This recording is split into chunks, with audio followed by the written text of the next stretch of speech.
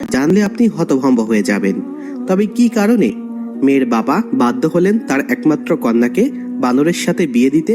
বিশ্বাস করুন, এই ঘটনাটি শুনলে আপনার চোখ কপালে উঠে যাবে।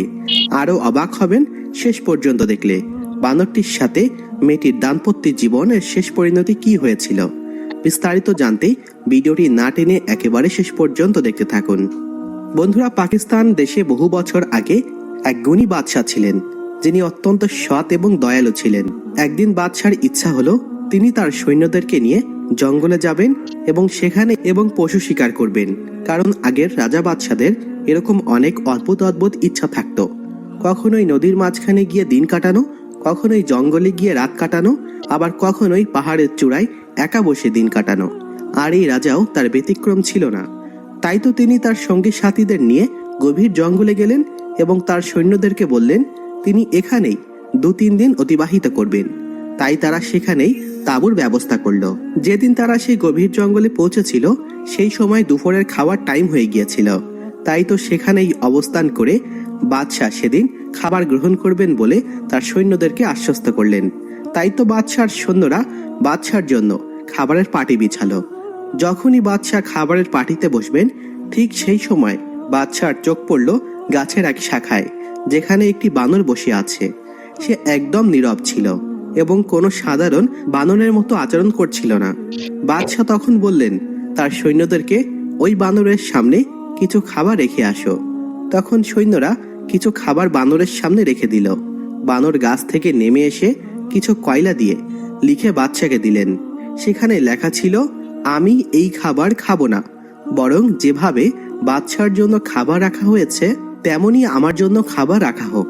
বাদশাহ অবাক হয়ে গেলেন এবং বললেন, হে আমার সৈন্যরা, তোমরা যেভাবে আমার জন্য খাবার তৈরি করেছ ঠিক একইভাবে এই বানরের জন্য খাবার তৈরি করে নিয়ে এসো এবং আমার পাশে আমার পাটিতে রেখো। যখনই সৈন্যরা বাদশার মতো সেই পাটিতেই বানরের জন্য খাবার রাখলো, তখন বানরটি গাছ থেকে নেমে বাদশার সাথে সেই খাবার খেয়ে পুনরায় গাছের উপরেই উঠে গেল। খাবার শেষ হতে না হতেই আকাশ অদ্ভুত আচরণ শুরু করেছিল।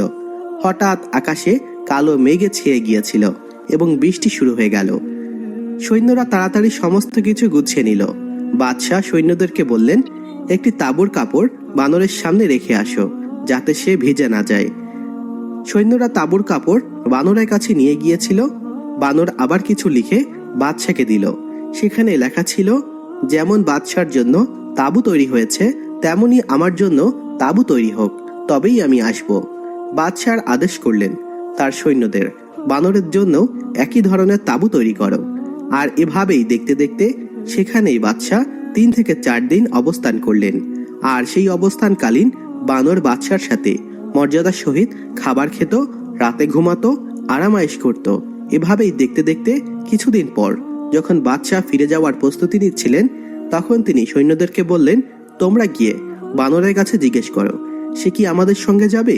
বানর আবার এক টুকরো কাগজে লিখে বাদশাকে দিল। সেখানে লেখা ছিল, যেমন বাদশার জন্য হাতি প্রস্তুত করা হয়েছে তেমনি আমার জন্য হাতি প্রস্তুত করা হোক, তবেই আমি তার সাথে যাব। তখন বাদশাহ ভাবতে লাগলেন, এ আবার কেমন বানর যে আমার সাথে মোকাবেলা করছে, আমার নিয়ম কানুন সেও মানছে এবং আমার বরাবর হতে চাচ্ছে। তাই বাদশাহ বানরের প্রতি আগ্রহী হয়ে উঠলেন এবং তার জন্যও একটি সজ্জিত হাতি প্রস্তুত করলেন। আর এভাবেই বাদশাহ এবং তার সৈন্যদের সঙ্গে সেই বানরও শান ও শওকতের সাথে মহলের দিকে এগোতে থাকলো। যখন তারা প্রাসাদের মধ্যে পৌঁছালেন, বাদশাহ বললেন যে তাঁবুগুলি সৈন্যদের জন্য তৈরি করা হয়েছে তার মধ্যে একটি তাঁবু বানরের জন্য দিয়ে দেওয়া হোক। কিন্তু বানর আবার কিছু লিখে দিল।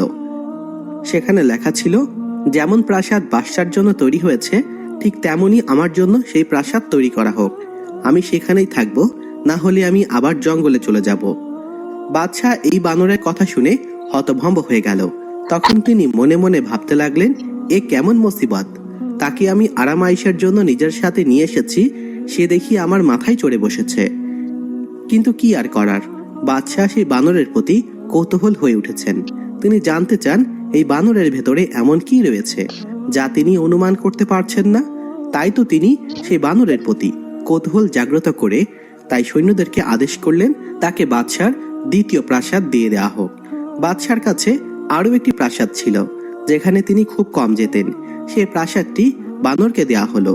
বানর প্রাসাদে চলে গেল, কিন্তু বাদশার স্ত্রী এবং সৈন্যরা তাকে দেখে খুবই ভয় পেয়ে গিয়েছিল। তবে বানর এখন থেকে বাদশার প্রাসাদে আসা যাওয়া শুরু করেছিল। বানর অত্যন্ত মনোযোগ দিয়ে বাদশার মামলাগুলি শোনে।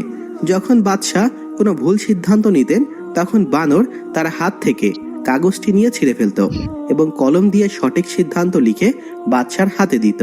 প্রথমে বাদশাহ খুবই রেগে গিয়েছিলেন, তবে পরে তিনি বুঝতে পারলেন যে বানরের কারণে তিনি অনেক বড় ভুল সিদ্ধান্ত থেকে বাঁচতে পেরেছেন। আর এভাবেই আস্তে আস্তে এক দুটি কাজ থেকে বাদশার মনে সে বানরের জন্য ভালোবাসা তৈরি হতে লাগলো। বাদশার একটি সুন্দরী মেয়ে ছিল, যার প্রতি বাদশাহ গভীর ভালোবাসা অনুভব করতেন। বানরের প্রতি তার আগ্রহ শুরু হয়েছিল। একদিন রাজকুমারী তার বন্ধুদেরকে নিয়ে বানরকে দেখতে এলেন।